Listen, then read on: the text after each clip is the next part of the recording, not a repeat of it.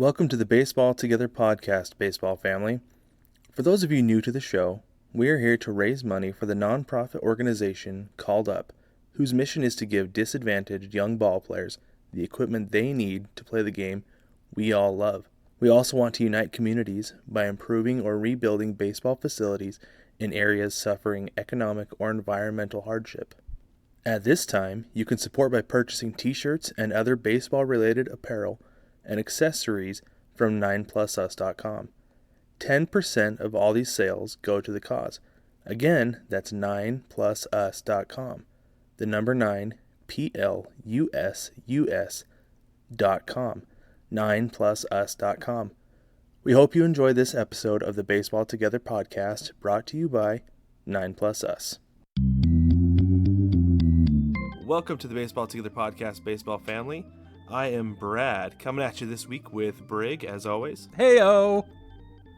And we are here ready to talk about some of the happenings and events that have gone on in the last week since the season has ended. And we want to go through them.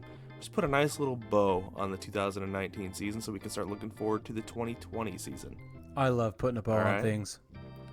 I know. I'm not really a big bow person when it comes to Christmas presents. But when it comes to wrapping things up like this, like a metaphorical bow, I'm more about that. Yeah. Let's get metaphorical up in here. Yeah. All right. Let's get started with some current events. Okay. So I want to start with this first one because I think it's very interesting, coming from the MLB and specifically the MLBPA. Accusations. Players Association. That means Players Association. Yes, MLB Players Association, the union. Accusations, which are always fun, especially when they're accusations of collusion. Ooh. Oh, boy. Buzzword alert. Yeah, buzzword. And that's exactly what that is, especially when it comes to free agency, which is what this is about, and the MLBPA throwing accusations out there against the MLB, because we saw that last year with Dallas Keuchel and Craig Kimbrell. Yep. Right, there was accusations of collusion, not signing those guys, and also not signing Bryce Harper, when in reality that was Scott Boras' fault. But we're not going to dwell on that. We're moving on. We could, but we won't. Yeah, we could go a long time about that, but we won't. Anyway, so tell them what happened. Brad. What happened here? So the MLBPA filed a collusion complaint against the MLB against GMs colluding. And this is what they said. The statements made by Braves GM Alex Anthopoulos called into question the integrity of the entire free agent system. The clear description of club coordination is egregious. That's a good word. That's a big word. And we have launched an immediate investigation looking into the matter. Okay, so what did Anthopoulos do? Was there collusion? Did they harm the integrity of the entire free agent system? Let's take a look. Let's see what he said. You ready, Brig? I'm so ready, Brad. Okay, this is what Anthopoulos said. Every day you get more information, and we've had time to connect to 27 of the clubs. Obviously, the Astros and the Nationals being in the World Series, they were tied up. But we had a chance to get a sense of what the other clubs are going to look to do in free agency, who might be available in trades. I don't know about you, Brig, but that doesn't sound like collusion to me. Nope. That sounds a whole lot like due diligence, somebody doing their job. Right. Right? Yeah. It's the front office job. Ahead. Yeah, to make sure they know what the options are. And if there's not an element of investigation or of intelligence collection going on, then what are they being paid for? Yeah, exactly.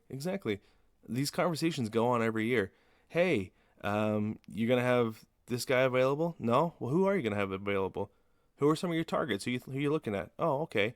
Oh, yeah, no, we won't be able to offer him that much. Yeah, no, not a chance. You guys can have him. It's part of the game. Yeah. Yeah, it's part of the game. You've got to know what's going on, because if you don't know who's available, what are you doing? You can't put together your board. You can't have targets if you don't know who's available or who might be available for how much. Right. Because you've got a budget with your payroll for next year, and then you could say, okay, we have X amount of dollars available for free agents. Yeah. Or we've got to make these moves and these are our targets to be able to fit into free agency with the guys that we want to sign in free agency. Right. It's a puzzle. It's a great big puzzle, and you've got to research to be able to put it together. Yeah, and that research takes a long time. Yeah, it does, Yeah. and I'm sure that it's been going on longer than just the World Series. Oh, for sure. For sure. Teams have been out Yeah. for a long time now. Yeah, exactly. And especially, I mean, like the trade deadline, came and went the end of July. Yep. But I'm sure there were other conversations like, hey, come November 1st, Right. So I think really all this is the Players Association stirring the pot, trying to get talking points and create dialogue with the MLB about things that they really don't like.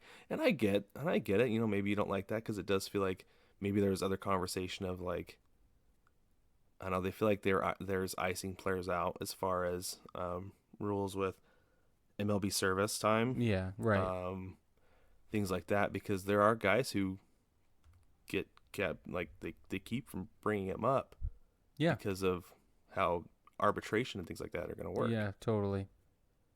So I can see why they would be like a little sketchy with that as far as guys talking about free agency before it starts. Yeah. But at the same time, they have I know they know that it's simply due diligence. Well, I think you're right.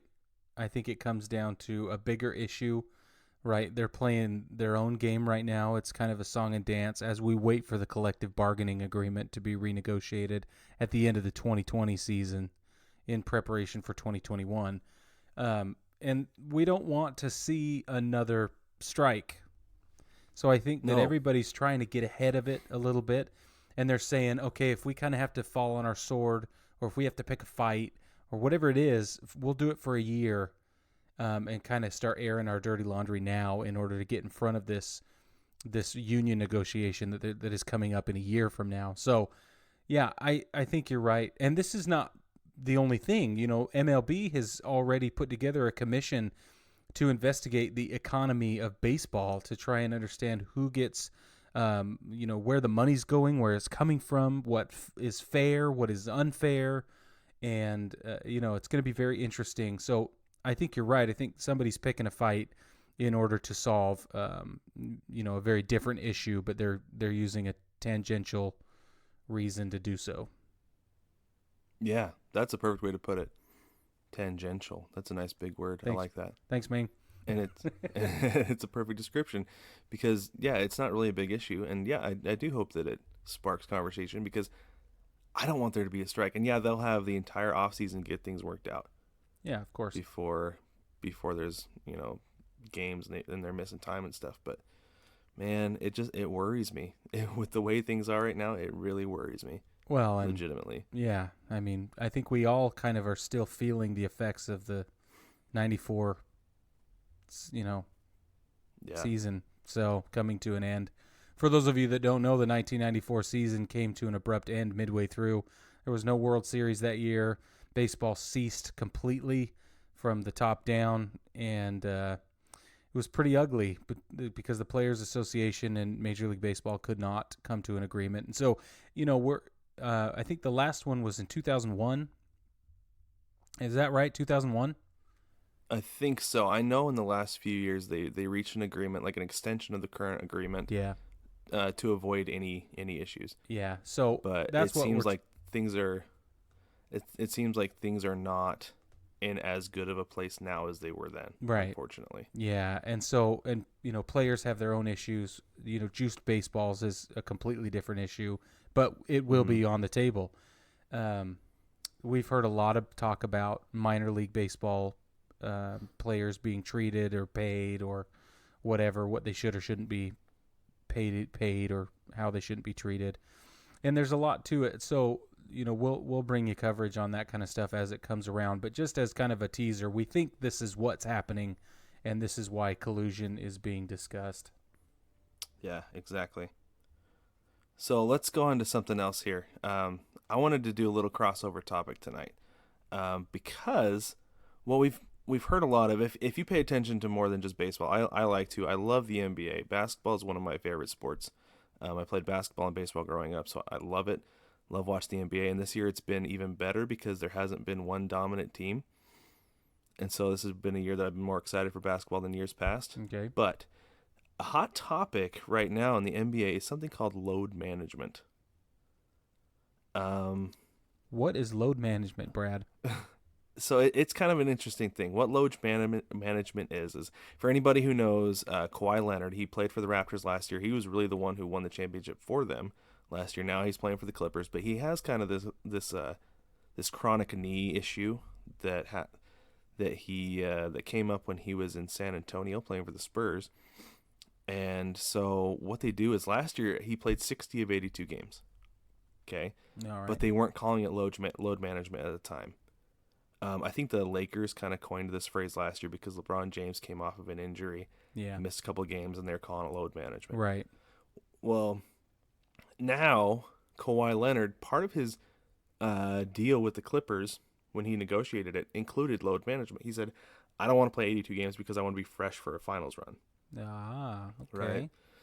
So now he missed a game this last week. It was a nationally televised game in Utah, because it was on the front end of a back-to-back. So they're playing 2 games back-to-back nights, and he missed the first one. Yep. Because of load management.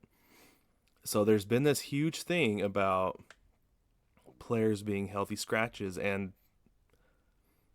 we talked about that last week or the week before. Exactly. Yeah. And is it an issue? Is it an issue with the NBA? Is it an issue with MLB?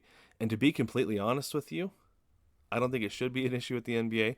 And if calling it load management is an issue, just call it something else. Knee inflammation. I read something today that Dion Waiters got scratched. Neck spasms. Right. There you go. That's a good one. I read actually today that Dion Waiters got scratched from a game for the Miami Heat because he had a stomach ache. There you go. That's what they said. So I think this whole load management thing is a crock, but Brig, do you think it's something that could be that could cross over into MLB? Oh, totally. I think it already has been. I just think now we're talking about it. Right? Yeah, exactly. You caught on to my trick question. It has already come into the MLB. Totally. Totally. And when we got to Max Scherzer this postseason, right, in the World Series, we're like, oh, okay.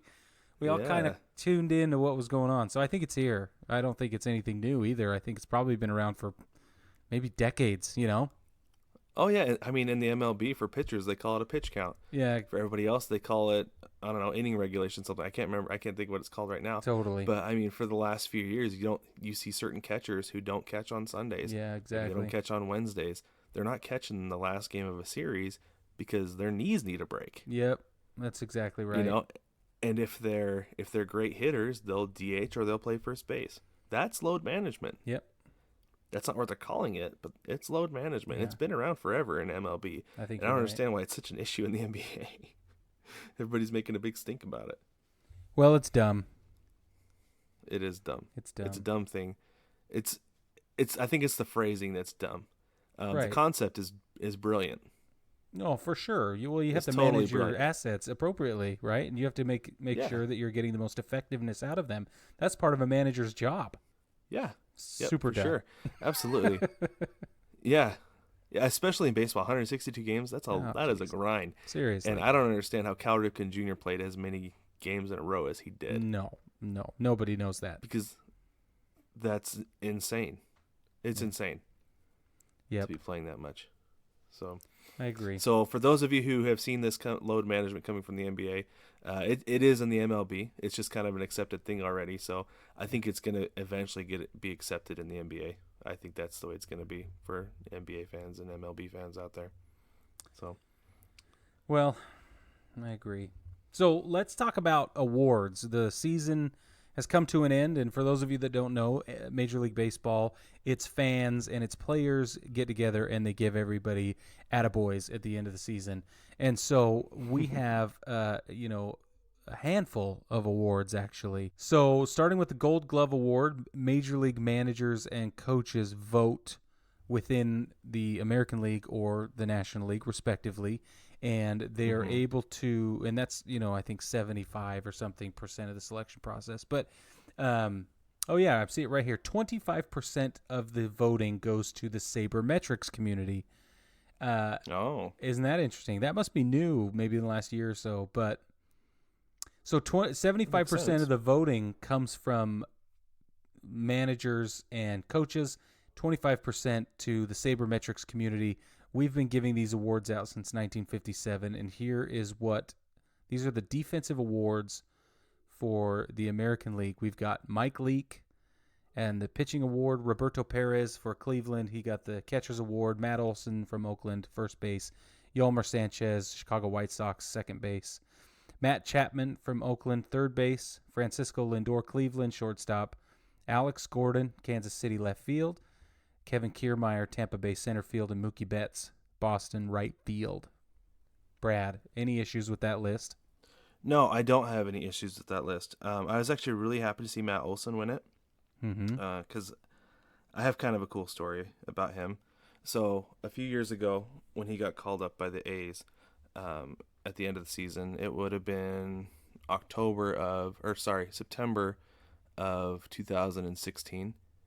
So I was up in Seattle covering a soccer game for the school we were at the time, and Right. my dad met me up there, and we ended up going to a Mariners game, and I knew somebody I had worked with the Owls. His dad worked for the A's, so I sent him a text, and he got us some tickets.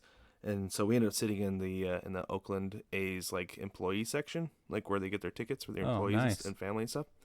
So we were sitting behind this guy who every time Matt Olson would come up, he'd pull out his camera, like either up to bat or he was out in right field that night. He'd pull out his camera, and I leaned over to my dad. I was like, "Hey, I wonder if that's his son out there." And so eventually, he had his camera out. My dad leaned forward. He's like, "Hey, is that your boy out there?" He's like, "No, it's my nephew." I was like, Cool. "That's super cool." That was a really cool experience. So he's a guy who I've always kind of kept track of to see how he's doing, Yeah. and he's a great player. He did not have a good night that night, I'll tell you that. But he's a great player, and I was happy to see him get a Gold Glove. Yeah. It's pretty cool to see somebody who you have even just like a little bit of a connection to like that, winning awards and doing well. Absolutely. So, what about you? Do you have any issues with anything? Yeah, I'm a little upset that DJ LeMahieu's not on this list. The problem is he's a victim of being a utility player. He got bounced around a lot this Yes. season, and he never had, too much time. Certainly didn't play full time at any one position like some of these guys or all these guys have. So, I would say for the most part, this list makes a ton of sense to me. But DJ's listed as third baseman, second baseman, first baseman, and it says official listing. Yeah, he played everywhere. Yeah, so he's it's pretty tough to give him an award, but I do think with the time he spent in any, especially second and first this year, he could easily have deserved a Gold Glove award. So, Yeah. So here's something funny for you though. So you have the American League winner is Mike Leake, and the National League winner is Zach Greinke. yeah.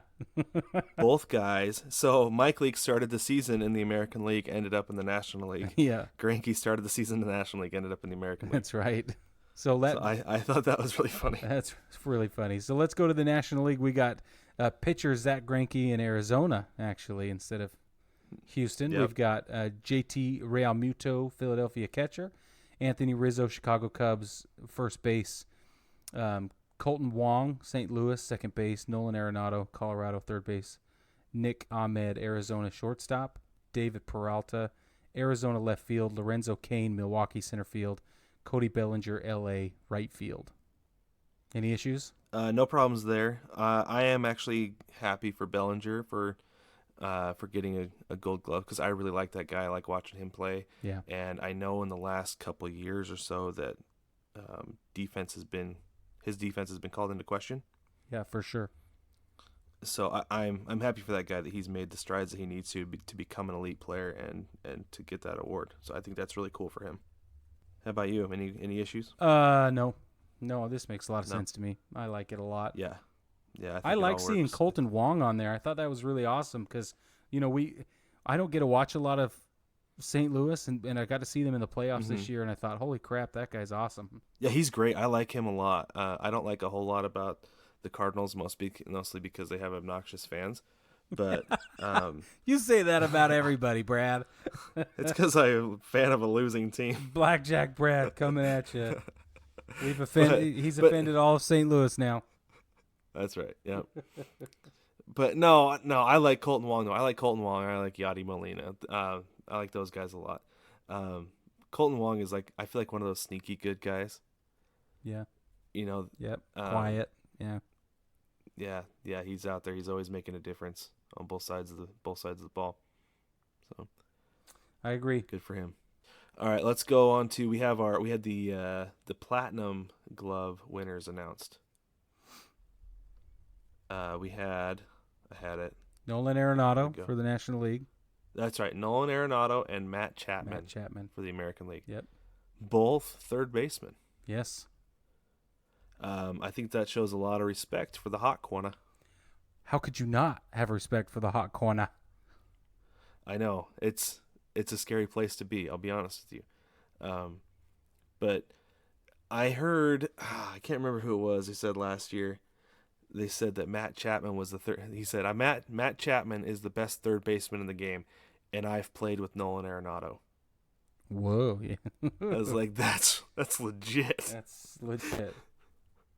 That is such high praise, because he's one of those guys that you're always getting highlight plays from Arenado. Oh, constantly. And I feel like we don't get it from Chapman just because he's in Oakland. Mm-hmm. And I know Oakland was they made it to the wild card game and everything this year, but they still kind of get like pushed off to the side because they're on the West Coast. Right. Yeah, it happens a lot. Yeah. Well, and not just the West Coast, but in Oakland. Yeah, the underdog city. Yeah. But yeah, no, Matt Chapman's been coming up the last few years, and I think he's earned it because he's a great player. You can pretty much count on a highlight from him 2-3 times a week. Yeah, for sure. At least. So I think that's perfect. They nailed that. Yeah, I agree. Crushed it. Very exciting. So now we get into the Silver Slugger Awards. We're going to start with the American League. First baseman, Cleveland, Carlos Santana. Second base, Yankees, DJ LeMahieu. Third base, Houston, Alex Bregman. Shortstop, Boston, Xander Bogaerts. The DH goes to the Minnesota's Nelson Cruz. And then our three outfielders are Houston's George Springer, Angels, I'm going to call him Anaheim, Mike Trout, and Boston's Mookie Betts. Any issues with that? Silver Sluggers. I don't have any issues. I did think it was interesting that LeMahieu was given as a second baseman. Yeah. It's like, well, we got to give it to him somewhere. Yeah. We can't give it to him first base because of Santana. Can't give it to him at third base because we got Bregman. Let's put him at second base. Yeah. And we'll push out Altuve this year. Yep. He's got enough. I'm fine with sluggers. I mean, he does, exactly. And LeMahieu had a great year and was deserving of it. And I feel like it was kind of one of those, like I said, they kind of needed to shuffle things around for a guy who was deserving. Yeah. But it works for me. Yeah. Works for me. I love it. I agree. And talk about a more deserving guy, there is not. So. Yeah. Yep. Yeah, stepped up and did what he needed to do on a team that definitely needed him. Yep. So. I think the outfield's awesome. I mean, Mike Trout, I think, is going to win one just about every year for the rest of his life. It looks Springer that way. Springer might be close to that. I mean, he's a great hitter. I've talked about how I like watching him hit. And as long as the Astros are good, he's going to have guys on base in front of him, so he's going to be driving in runs. Yeah. And he's probably the best leadoff hitter in the game. Yeah, I think you're right. And especially when it comes to power. So over to the National League, we've got the Silver Slugger Award goes to pitcher Zach Greinke in Arizona. Catcher, Philadelphia's JT Realmuto. First base, Freddie Freeman in Atlanta. Second base, Ozzie Albies in Atlanta. Third base, Anthony Rendon in Washington. Shortstop, Trevor Story in Colorado. Great pick there, actually. Outfield, Christian Yelich, Milwaukee. Super duh. Outfield, Cody Bellinger in L.A. Super duper duh. And outfield, Ronald Acuna Jr. in Atlanta. Super duper duper duh. So. Yeah. Yeah, the outfield was pretty obvious. Yeah, I think so. Yeah, it was. The one that I thought was cool was Greinke. Yeah, I thought that was. He gets it. He gets the Silver Slugger and the Gold Glove. Yep. I mean, that's pretty awesome. Now that doesn't happen very often. Dude, he's older than I am.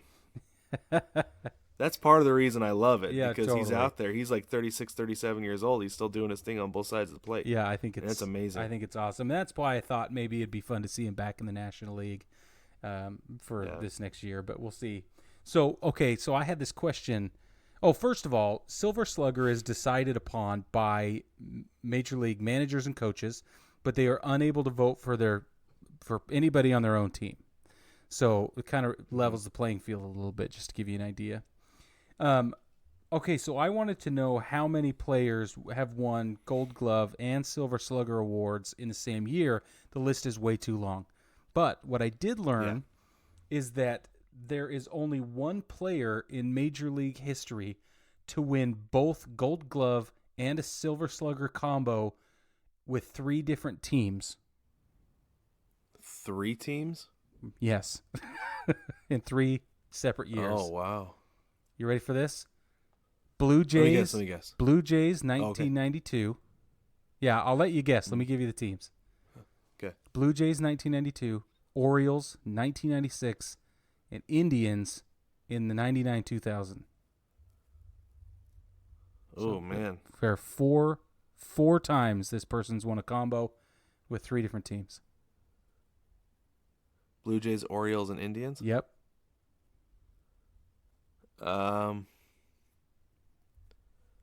Man. Do you want the position? Yeah. Would that help? I have an idea. But I think the position will help. Okay, second base. Roberto Alomar. You nailed it. Boom. Boom. Yeah. Check out the big brain on Brad.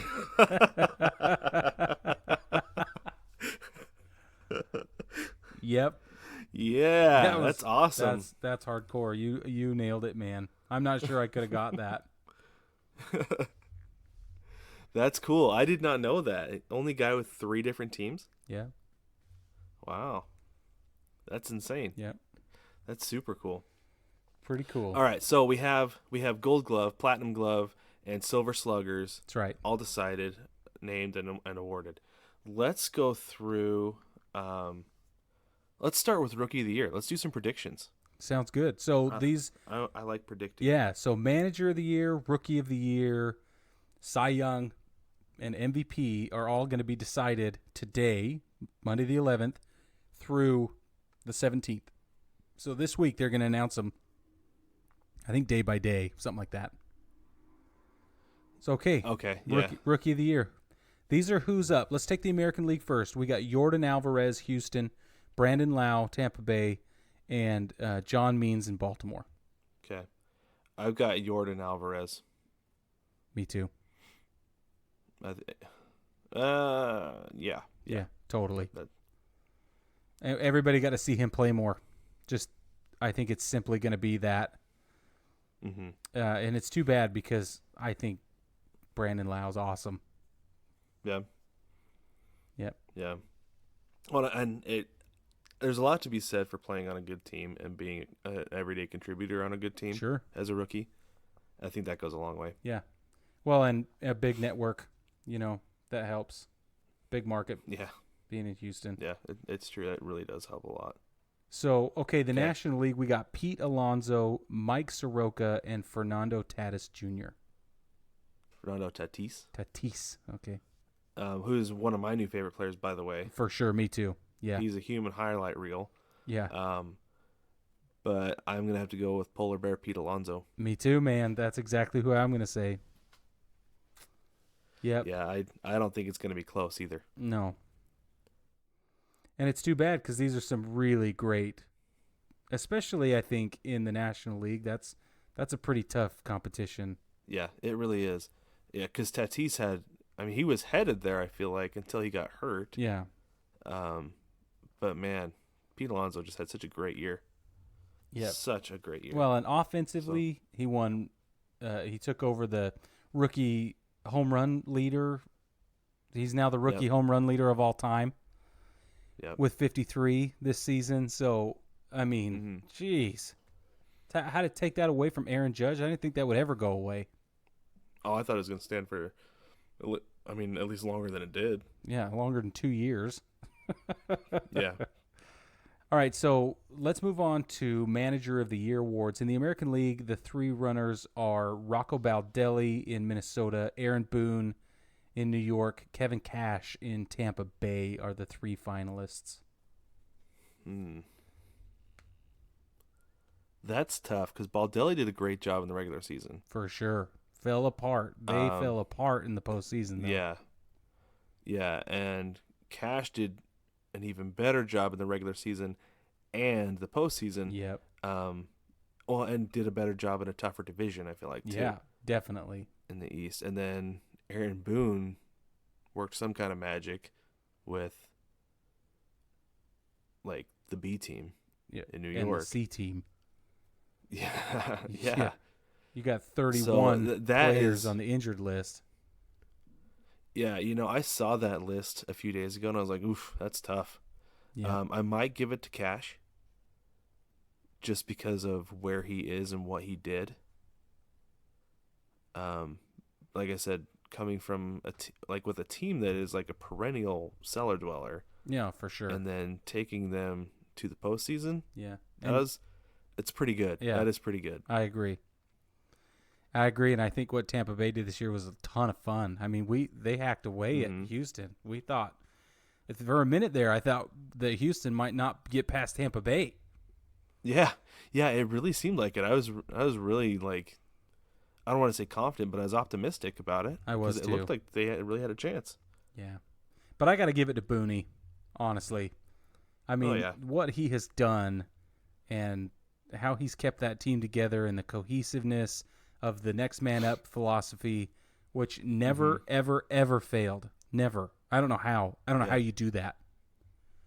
It's superhuman. He's got to win, I think. And I won't be surprised or disappointed whoever they go with, whoever wins that award. Oh, yeah, totally. Because all three guys are very deserving. They did great things this year.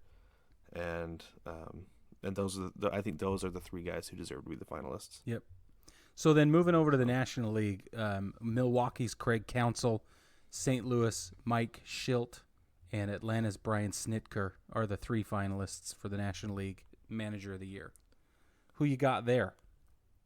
I might have to go with Counsell. Really? Yeah.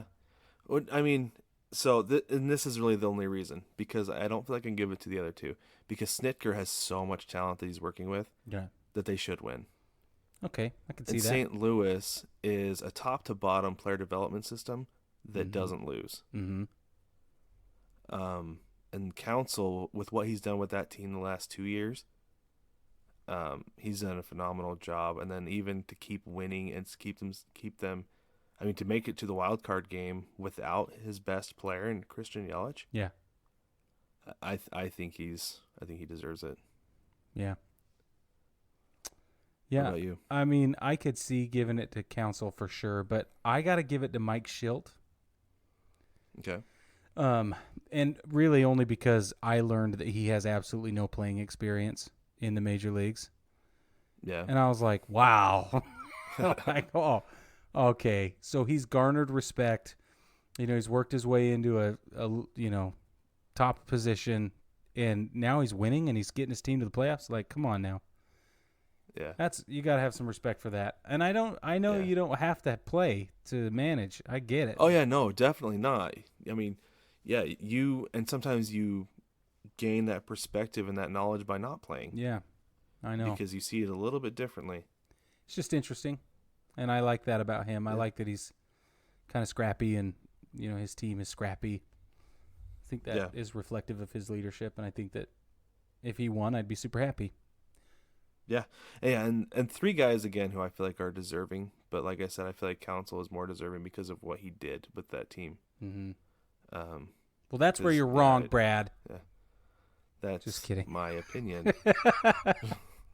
If my opinion can be wrong, I appreciate that. Yes, but you're also entitled to it.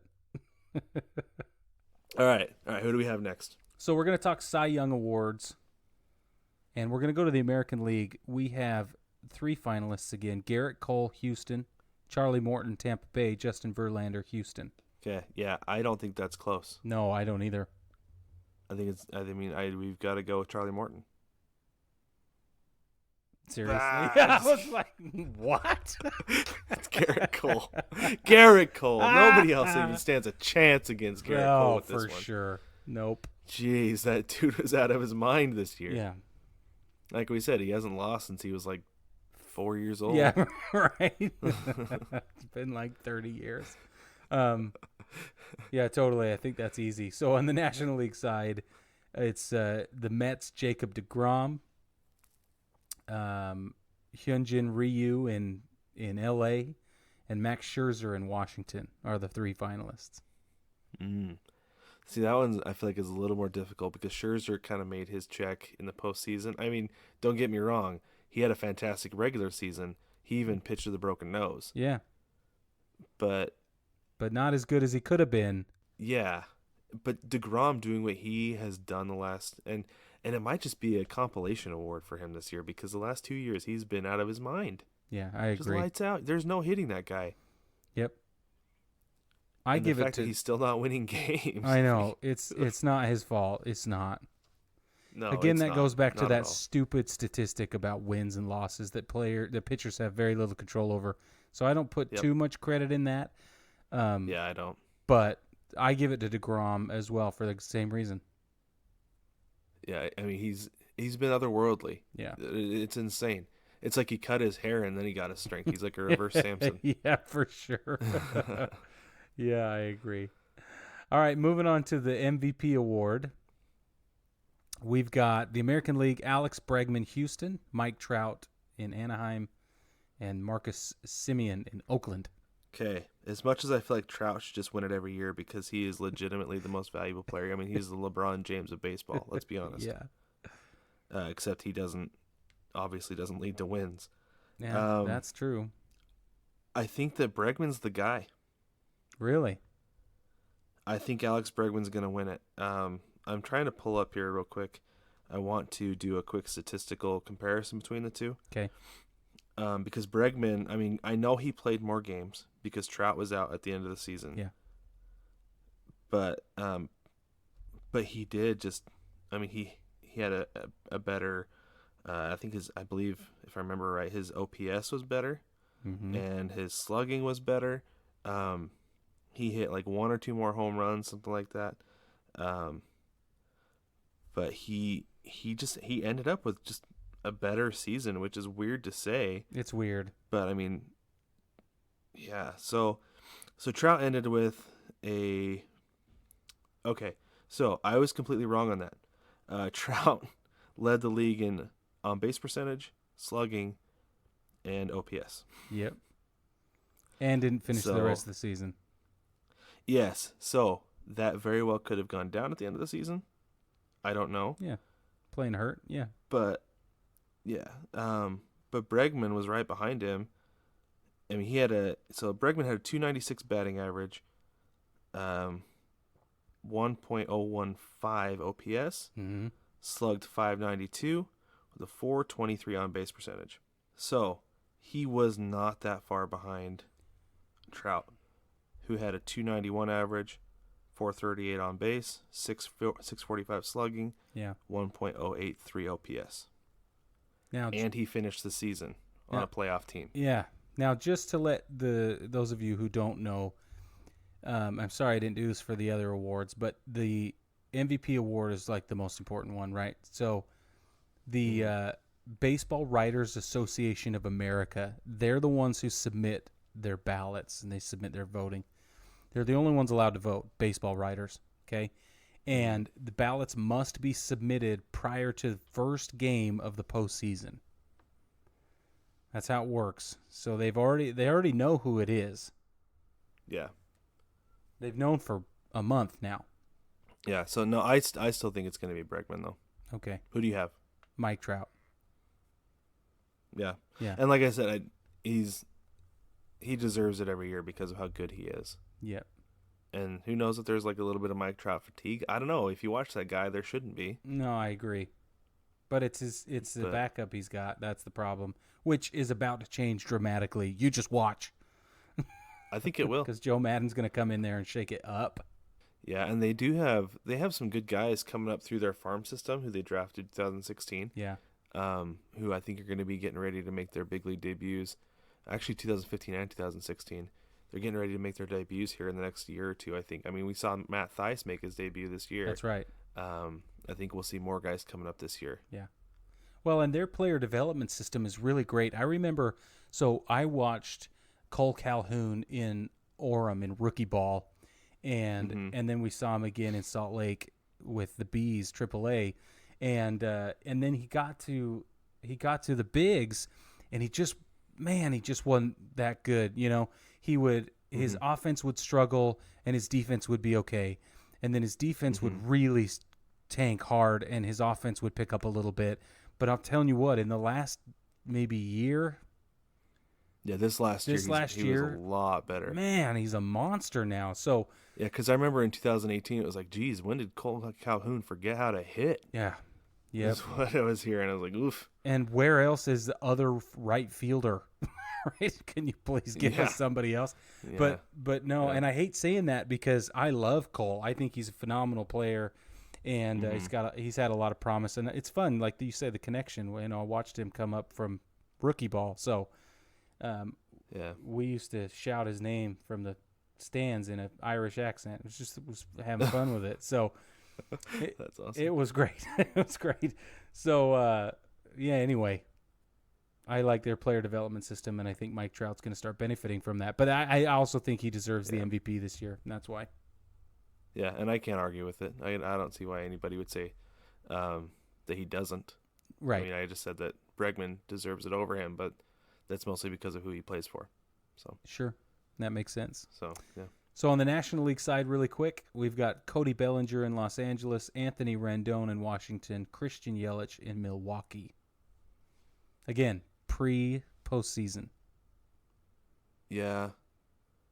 Man, that's tough. Yeah, this one's really rough. That's real tough. I might have to go with Bellinger. What? I'm going to go with Bellinger. No way.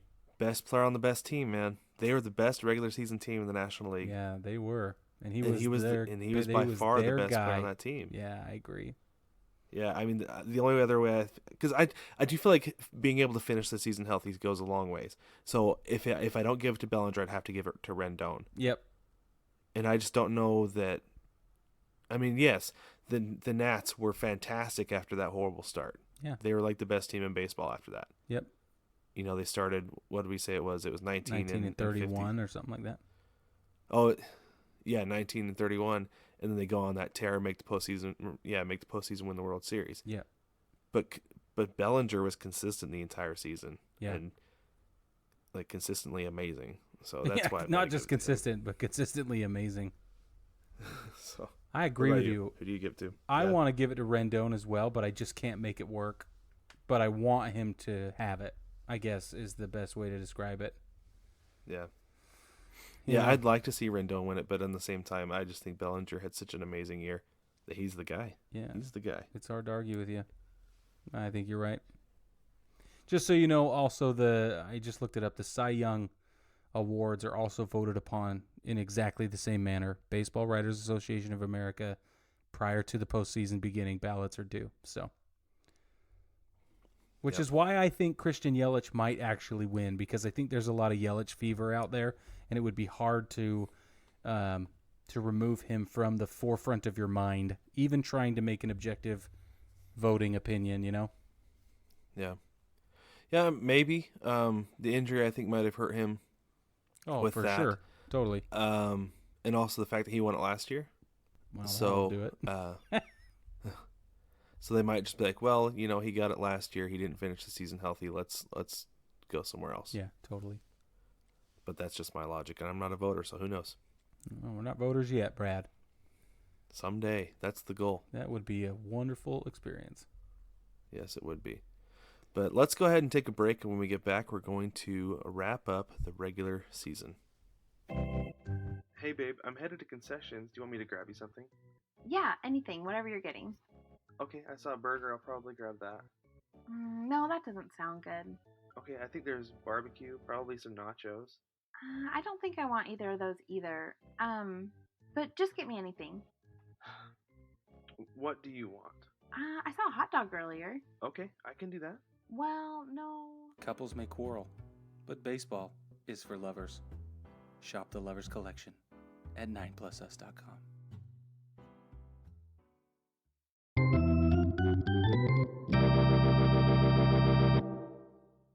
Welcome back, baseball family. We are going to wrap up the 2019 season all the way together. We've got surprises. We've got disappointments. We've got our favorite plays. We've got our favorite moments. It's very exciting. We're going to dive into just wrapping this up, like Brad said earlier, putting a bow on it. That's right. Yeah, we're gonna do it. All right, Brig. I want you to start this time. Okay. What was your number one surprise from this season? The Keuchel Kluber fiasco. That was a fiasco. That was that's my number one surprise. That's a good one. Yeah, because those are guys who contributed once they got on their teams. Yep. And I can't believe it took that long for him to sign. We literally sat around, like, wondering what the world was going to happen and why. And I think we're a little less confused now than we were then. But I don't know. I just was such an upheaval. Mm-hmm. So yeah, that's my thought. Yeah. I think that's a good way to put it too. Is that at the time we were so confused, it made no sense. Now we do it, like you said, have a little bit better understanding of what went on and why. Yeah. But man, at the time, that made no sense whatsoever. Yeah. So. Yeah, that's my biggest surprise. So my biggest surprise was the way the Mariners started the season. Yeah. Oh, yeah. I forgot about that. Because that was insane. I was like irrationally losing my mind during that. I was like, this team's going to win the World Series. Yeah. They're going to take it out. I remember and that. I know, obviously they didn't. But that was, as a Mariners fan, that was a fun stretch. I mean, they got to 13-2 before they really started losing. Then they lost 6 in a row, and that was really when things started coming off. Yeah. So 15 fun games, and then it was like, oh yeah, that's right, they're the Mariners. Back to reality. But man, that was a fun 15-game ride, and especially with it starting in Japan, it lasted a little bit longer. Yep. So yeah, it was fun. It was a whole lot of fun, and I was really surprised because of what Jerry DiPoto said at the beginning of the season of we're quote unquote reimagining this roster. I wasn't expecting any winning this season. No, any at all. Right. So and mostly it was just I was happy to see production out of the guys who they brought in, who they brought up. It made me really optimistic for the future, is what it was. But I was hoping for a 15 games that it was going to be that the future was now. So yeah, that was my big surprise. That makes season. sense. I remember because you were like, dude, you got to watch these guys. So I tuned in, and Vogelbach was just so impressive. Just he went on a tear to start mashing it. We were like, who's this guy? He looks like Babe Ruth. He does look like Babe Ruth. So funny, man. So yeah, I agree with you. That was fun. Yep, that was a whole lot of fun. What was your biggest disappointment this season? Didi Gregorius not being picked up by the Yankees. Oh, so a postseason. Yeah, I don't have a regular season disappointment, really. I spent a lot of time thinking about this, and really I wasn't disappointed with anything from the regular season. Not really. Oh, that's not true. I just figured it out. Oh, what was that? Go ahead. Everything Giancarlo Stanton did. Oh, man. Okay. Right? Yeah, bad. I'm still angry. So I think that's why I blocked it out. Probably. Yeah. That was a big disappointment. I feel like, and man, he just can't stay healthy. Yeah, I don't get it. And that's been happening a lot to the Yankees is, no, come out to the coast. We'll get together, have a few laughs. And then they get hurt, and it's not worth the money. And none of the promises have been fulfilled. And it's like, why don't we just build the farm system? Just keep coming from the farm system. Clearly it's working. Yeah. Anyway. Yeah. And maybe they need to look into the training staff. I don't know. Yeah. I've been screaming about that for years with the Mariners. Yeah, totally. But I don't know. What about you? What's your number one disappointment or two? They kind of go hand in glove here. My biggest disappointment, I would say, was the Phillies overall. Oh, so true. I thought they were going to do better than they did. I was really hoping they would because I'm a big Bryce Harper fan, and he is another disappointment. He had a terrible first half of the season. Yeah. So bad. I agree. So bad. It was like he was the butt of every joke, and I just felt so bad for the guy. And then second half, he had a really good second half, and then again, all those Bryce Harper World Series memes. Oh, they're the Bryceless ones. Yeah. Yeah, that poor guy. Yeah, I agree. I think he's gonna have the last laugh though, because I do feel like the Phillies are gonna make a World Series run. I've been saying it a bunch. I'm gonna keep saying it again. Yeah, they're gonna make a World Series run here the next few years. He's gonna have the last laugh. No, we all agree with you. Yeah, I think it's super true. But that was my big disappointment this season. Yeah, that makes sense. All right, what was the best play for you this season? So this was something I've been waiting for a couple of years. My best play was Kyle Lewis hitting his first home run in his major league debut on September 11th. Oh man, that was awesome. Because everything about it was just so amazing. It's like, yes, this is the guy we've been waiting for. We knew it all along. This is it. This is what we've been waiting for. He tore his ACL in Advanced A with the Everett Aqua Sox in 2016. Yep. And it was like, oh my gosh, is this going to happen again? And then he just shot up through the minor league system once he came back because he's just so good. Right. He's so good. Yeah. Man. And seeing him hit that bomb to left center field, it was just like, yeah, this is it. So this is what we've been waiting for. So gratifying. And I was so excited seeing him hit that home run. That's awesome. So that was my best play this season. I have two. Okay. Is that okay? Yeah, absolutely. All right, they're both defensive plays. Oh, sweet. Because I just love a good defensive play. So the first one is the ALCS, Houston, New York. It was a 7-3 double play. So here's what. Oh, yeah. Do you remember this? I do. Aaron Hicks is at the plate. He belts one to left field where Michael Brantley is waiting much deeper than he should have been. Against Aaron Hicks, what are you going to do, right? You step back a little bit, but he played.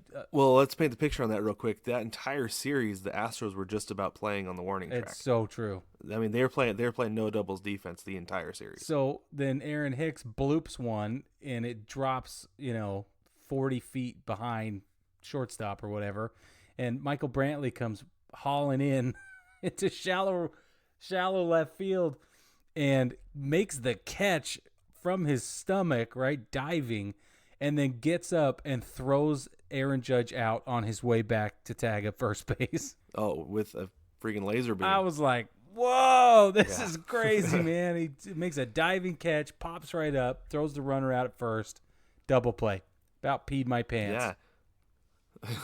Well, that play saved the series. It did. For the Astros. And that was like the turning point. It was it. It was it right there. Yeah. It was that was an amazing play. And I'm a Yankees fan, so for me to say it was magnificent is going a long way. But it was magnificent. Yeah, I was cheering for the Yankees too, and that happened. I was like, oh no. Oh gosh, that's just what we need right there. All right, so my second favorite play of the season comes in August, actually, and it's Minnesota playing the White Sox, the Twins White Sox, and it's a 1-2-3 double play, okay? So the bases are loaded, and Dylan sees the batter hits the ball and grounds it back to the pitcher Dylan sees, okay, for the White Sox. Okay. And sees picks it up. It hops off the front of the mound right between his legs, and as the pitcher is facing second base, He just throws his glove between his legs and snags it. He just stabbed at it, but he happened to grab it between his legs behind him, facing the opposite direction. So he grabs this ball between his legs. He turns around. He throws to home plate to get the runner from third. Gets him on the force. And then the catcher throws it to first base and beats the runner. Fantastic. 1, 2, 3, double play. Yeah. You don't see that very often. And what I thought was most impressive was that the pitcher didn't, fire it in there. He made a clean, low-key, well-thought-out throw in time, but it wasn't like, so you see these pitchers, they get a comeback and then they gun it and they screw it up all the time, right? Oh, that's what happens all the time on that throw to home. Yeah. Because it's such a weird throw. Well, and he was still on the mound. So it's like muscle memory kicks in. Now, here's the other thing I thought was really cool is that Dylan Cease made his major league debut in June. Oh, nice. So to have the presence of mind and to display that much maturity just made the story even a little sweeter. I thought that was fabulous. That's awesome. And as a catcher, I feel like the 1, 2, 3 double play is one of the coolest plays in baseball. Totally. Just because it looks awesome. I love watching the catcher get to swipe home plate and then come out and fire to first base. Yep. It's I mean anything 2-3 double play, like a 5-2-3, whatever, 4-2-3. Yeah, that's one of my favorite double plays in baseball, and it doesn't happen very often. No, it's pretty rare. So that's a cool one. That's a good one. Very Thanks. good one. I thought you'd like that. All right, what is your favorite moment from this season? Man, okay, I have 3. Oh, nice. I have 3 favorite moments. I just think that we should not. This is my honorable mention, right? I just think we should never forget Javi Baez hugging Nolan Arenado on the way to third base to interfere with the defensive opportunity. Do you remember that? I do vaguely remember that one. For some reason, I don't know why. I don't know, maybe because he's the Cubs. I don't know. But it was such a huge deal. And everybody was in an uproar about Javi Baez getting let off the hook, about being a flamboyant player and being an energetic, youthful, zealous player. But he's coming from second base to third. Arenado fields the ball cleanly and is about to make the throw to first base to get the runner out. And instead, Javi Baez inserts himself on the base path, but into the defensive player, Nolan Arenado, and gives him a big bear hug. Yeah, that's and awesome. Forces the out for himself, but oh my gosh, hilarious. I do remember that now that you mention it. So I don't think we should ever forget that. That's one of mine. Do you have one? Yeah, so my favorite moment was Carlos Carrasco coming back. He won the Roberto Clemente Award this year, but on top of that, he came back from leukemia and pitched this season. Yeah. That's fantastic. I thought that was super cool when he actually came back and pitched. It's just one of those things, somebody was able to beat that. I mean, we've both had cancer in our lives. Yeah. I mean, everybody has to some degree, Oh, for sure. Yeah. So him being able to beat that and come back was pretty awesome. It was a big time thing for me being able to see that. I liked that. Yeah, I agree. That's super cool. So. I'm only going to share one of my others just because I'm only going to share one, but okay, so this is Cubs White Sox, and Anthony Rizzo is teasing the White Sox catcher. I don't know how to say his name. Dioner Navarro. Dioner? I don't know. Yeah, you got it. Okay, so Navarro is the White Sox catcher, and at first Rizzo comes to the plate, and he's walking from the dugout, which is on the third base side, and he crosses through the box because he's left-handed. He crosses through the box, and Navarro's standing in his way, and he's talking to his dugout, and so Rizzo stands behind him and uncomfortably close. And Navarro doesn't move, so Rizzo pushes him out of the way to get into the box. And so and Rizzo's a goofball anyway. We all know that. Yeah, so anyway, then later on, Navarro gets on base, right, with a base hit or a walk or whatever it was, and of course Rizzo plays first base, and so he tries to pull Rizzo's jersey untucked, Oh, and the Rizzo short wedgie. giggles at him. Yeah, Rizzo giggles at him, and he missed. He didn't quite get it. And so then right as the pitcher gets set, Rizzo reaches into Navarro's back pockets, pulls out his batting gloves, and throws him in front of him on the base path. And so he's scrambling to get his batting gloves out before the pitcher makes the throw. Oh, my gosh. I just think that every once in a while we shouldn't take it so seriously. Yeah, and I love that. And, like, you always see the relationship between Albert Pujols and Adrian Beltre with anybody. Right? Yeah, anytime or you Miggy, get on base, totally. and Miggy, those guys are always messing around when they're on base around each other. Miggy and Miguel Cabrera and Albert Pujols, Adrian Beltre is always messing around with like Felix Hernandez, because those guys are best friends. It's fun to see that stuff and see how they don't take it too seriously, so we really shouldn't either. I love that stuff. I love it. I do too. So that was just a small low key moment I loved this year. Okay, I have another one. Okay, sweet. So it was the NL wildcard game. Okay. At the very end there, in the bottom of the 8th inning, when Soto hit that ball to right, and poor guy, I forget his name already, but he misplayed it out in right field. Oh, Tampa Bay's guy? Milwaukee's Oh, Milwaukee. guy. Oh, yeah, that's right. Yeah. So, and the go-ahead run came around and scored, and Soto's coming around second base, pumping his chest as he gets tagged out for the third out, just celebrating because they know this game is over.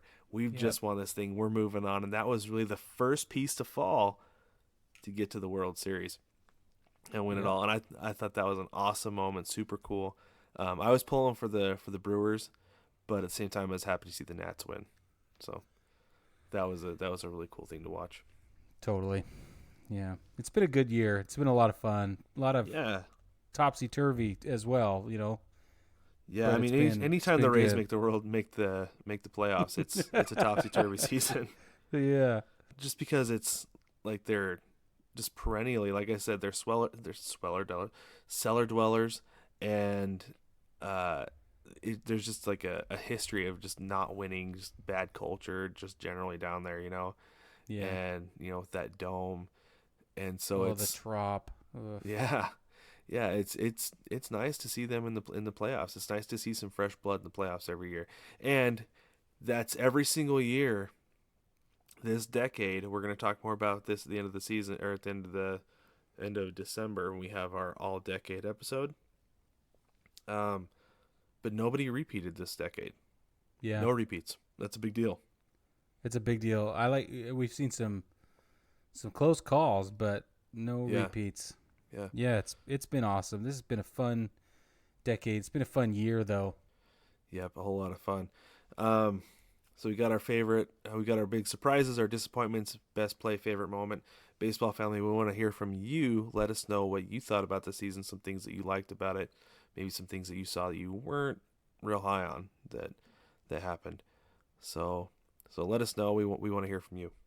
And don't forget to jump over to the shop. It's shop.9plusus.com. We've got great baseball tees for every member of the family, all the way from onesies for the newest baseball fan in your life, all the way up to, your adult unisex. I think we go up to 4X on most shirts. Yeah. So something for everybody. And jump in there, grab yourself something nice. It's perfect for Christmas gifts. Yeah, Christmas is coming up. Yeah, now is the time. For sure. And don't forget to stop by baseballtogether.com. Our goal really this winter is to build out a lot more of the content for you guys on that site there. You can also check out the podcast while you're there. We have podcast players all over the place there. So it's That's true. It's a pretty good opportunity if you have a hard time with your podcast apps, or you don't have a podcast app and you just want to listen to it online. You can listen to it at baseballtogether.com. It's really great for at work. It's really great for when you're at work and you just need to not be on your phone. You can still get the podcast. That's true. On the web browser. You can, and you can also get it on YouTube. We're also on YouTube. That's right. So there's another way that you can listen to the podcast. But don't forget to like, subscribe, rate, review the podcast. Let us know how we're doing. If there's something that you want to hear about, you can submit to our mailbag through the VIP group. But baseball family, thanks for listening, and we will catch you next week.